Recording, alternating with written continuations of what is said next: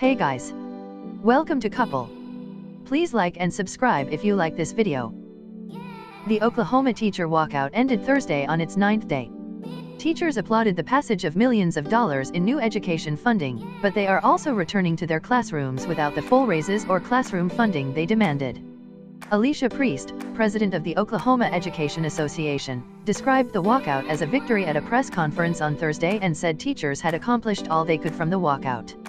Despite tens of thousands of people filling the Capitol and spilling out over the grounds for 9 days, we have seen no significant legislative movement since last Friday, Priest said in a statement Thursday. We recognize that our formal efforts to lobby elected leaders have achieved all that we will be able to accomplish this legislative session. After years of stagnant wages, teachers had called for a pay increase of $10,000 over 3 years and a raise of $5,000 for support professionals.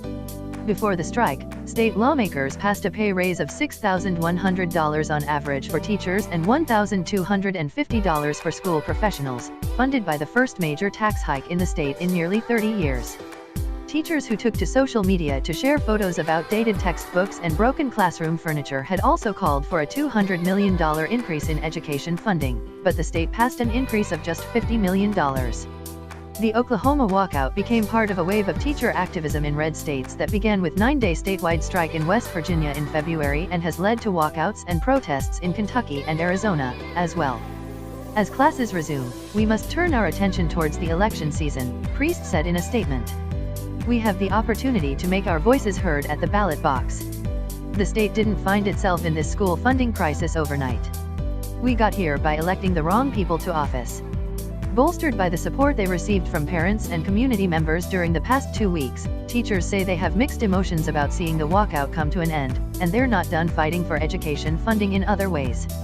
Just because the Capitol is not filled with 30,000 teachers does not mean this fight is over, said Cindy Gaet, who she cried when she saw thousands of protesters at the state capitol in Oklahoma City on Tuesday after she marched more than 100 miles from Tulsa in protest. Gaet, a second-grade teacher at Marshall Elementary School in Tulsa, said she still worries that students in her state are falling behind their peers around the country, after a decade of steep cuts to Oklahoma's education budget. What we're asking for is revenue streams that will be sustainable from this point forward, so that this walkout doesn't have to happen again in the coming years, she said. I see the energy that teachers have and the desire to refocus that energy, so the focus will absolutely be on elections and getting true pro-education advocates into our government body.